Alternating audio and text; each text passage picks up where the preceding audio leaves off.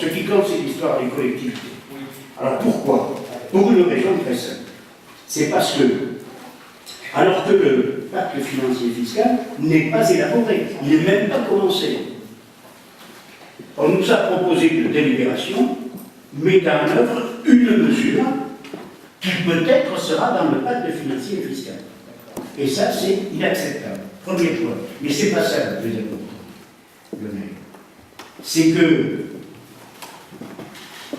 et alors que j'avais demandé un peu de prudence là-dessus, c'est d'inscrire au budget en recette la somme qui aurait été perçue si cette mesure avait été adoptée par toutes les communes.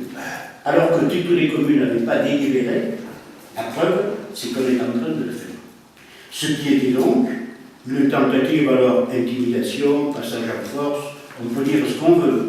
En tout cas, dans un débat démocratique adulte entre personnes, ce n'est pas acceptable, ce genre de choses.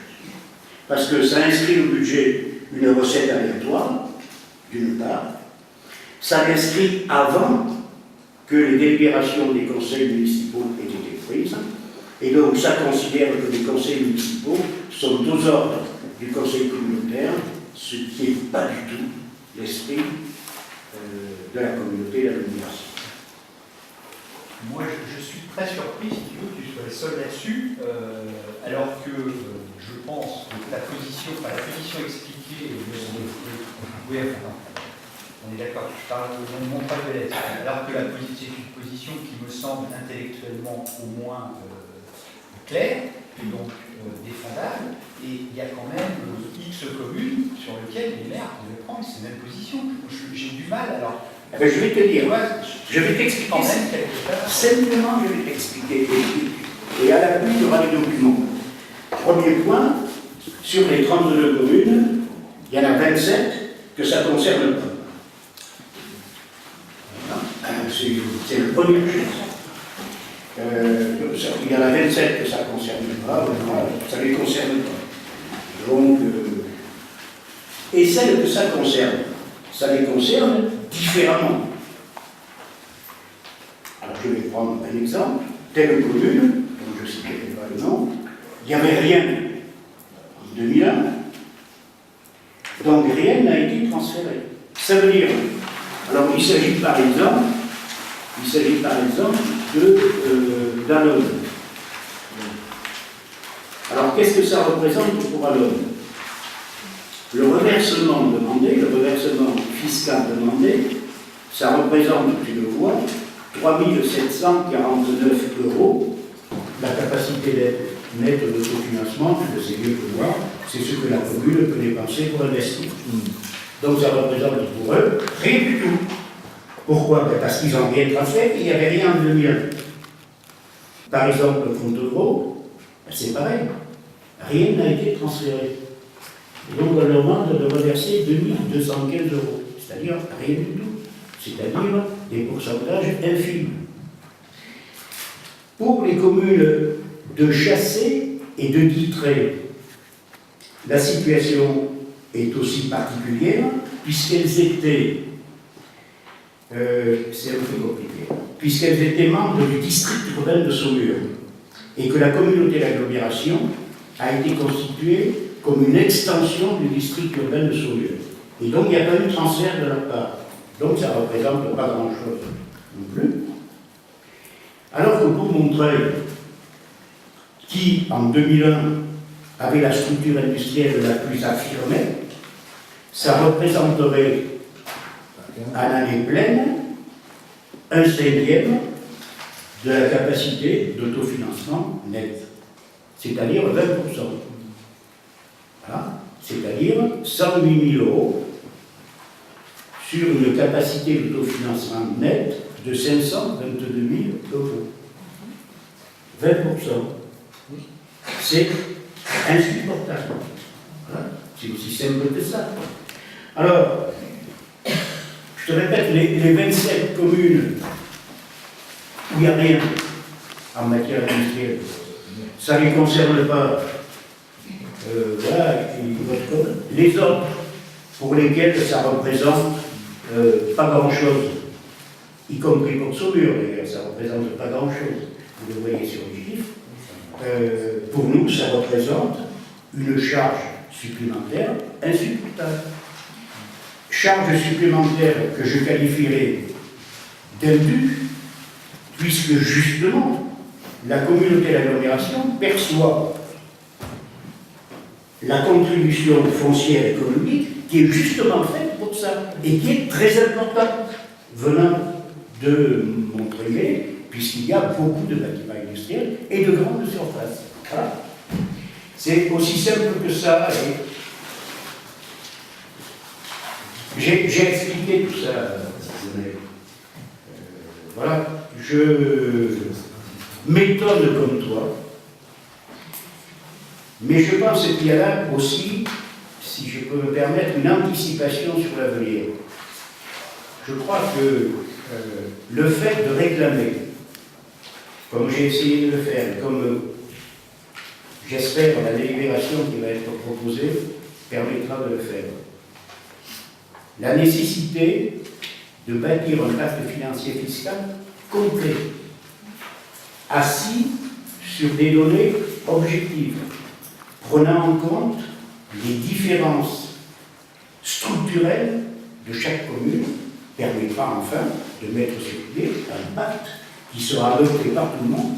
Il ne s'agit pas d'un refus, surtout pas, mais il s'agit simplement d'un pacte équilibré. Et c'est tout ce que j'ai demandé. Et contrairement à ce que tu peux penser, ce n'est pas un coup de sang, c'est mûrement réfléchi de ma part. Bah, moi, si tu veux, là-dessus, j'ai deux observations pour finir mon intervention. La première, c'est que je trouve quand même extrêmement surprenant que des maires de communes acceptent des votes à la communauté d'agglo alors que les conseils municipaux ne se sont pas. C'est quand même quelque part, je trouve ça très scandaleux. Et c'est de la responsabilité du maire, quand même, ou de la communauté d'agglo. Enfin, je ne sais pas, mais de refuser qu'il y ait des choses qui soient votées, parce que, alors évidemment, tu lis des trucs dans la presse, des trucs avec les parenthèses liées à la communication presse, mais c'est quand même très scandaleux de se retrouver face à ça, face à des maires qui, votent, ne s'expriment pas sur ces sujets-là. C'est même, moi, je trouve ça vraiment gonflé. Et puis la deuxième chose, c'est l'équilibre du pacte financier sur lequel moi je ne porte pas de jugement. J'ai ces chiffres-là, donc ces chiffres-là, ils sont significatifs. Je manque et d'historique et de la compétence que tu as pour porter un jugement quelconque sur le sujet. Bon, donc je m'abstiens là-dessus. Mais de mettre la charrue avant les bœufs sur l'histoire du vote, je trouve ça, premièrement, extrêmement anormal et scandaleux que ça se passe comme ça au niveau de la communauté d'agglo et que les maires acceptent ça. Ben, tu vois, l'adrénaline me montait comme elle te monte. Franchement, j'aurais été à côté de toi, ça aurait gonflé aussi. Accepter qu'une commune comme la nôtre, à terme, va être baissée de 20% de son budget. C'est lamentable. N'importe quel maire, n'importe quelle commune, il voit des chiffres comme ça, il se pose des questions. Apparemment, non. Donc c'est de la justice par rapport à notre commune. Là, il n'y a pas de solidarité. Alors, il y a une notion que tu as développée tout à l'heure qui me paraît essentielle, c'est la notion d'équité. Je crois que dans une structure de groupe telle qu'elle est constituée là, cette notion doit être forcément une valeur essentielle et indispensable pour que ça puisse continuer ou que ça puisse continuer à se développer. Et là, je pense qu'elle a été oubliée ou elle est laissée de côté. Et c'est sûrement la raison pour laquelle ça. Il ne faut pas qu'on avance dans ce sens-là et qu'on remette les choses complètement dans le bon sens. Et cette notion d'équité n'a pas pu être une dimension prise, enfin, il n'a pas dû être prise en compte sans doute pas par d'autres maires. C'est pas seulement une histoire de transactions et de mouvements financiers. Le financier permet d'atteindre, de construire du projet, construire des services au service de l'ensemble de la collectivité communale, mais également communautaire. Et vous avez été les deux seuls à voter contre ? Oui.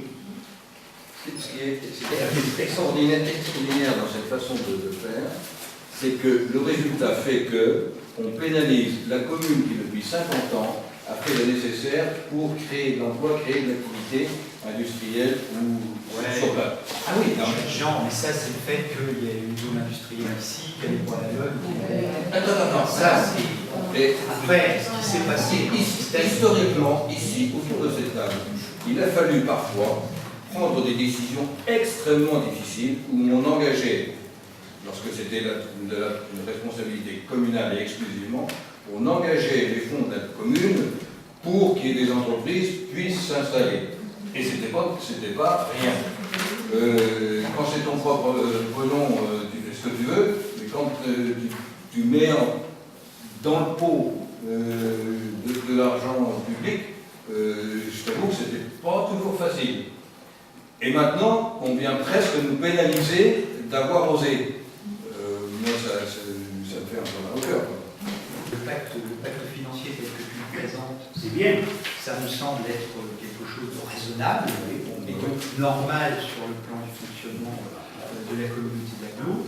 Maintenant qu'il n'y ait pas de réaction, je trouve ça très très surprenant.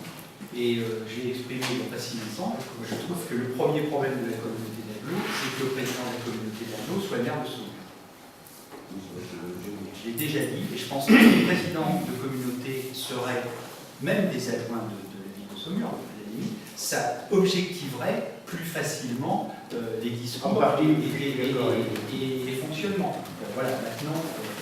Ce que je vous propose, c'est d'émettre un avis favorable à la mise en place de conventions bilatérales pour régler le fonctionnement entre chaque commune et la communauté d'agglomération.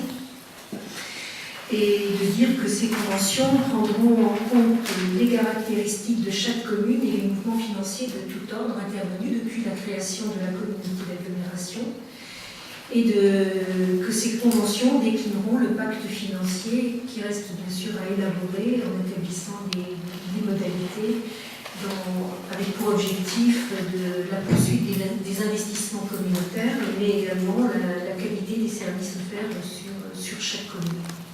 Donc de trouver des équilibres entre le fonctionnement de la communauté d'agglomération et des communes, sachant que ce travail en intercommunalité est bien sûr indispensable sur certains domaines.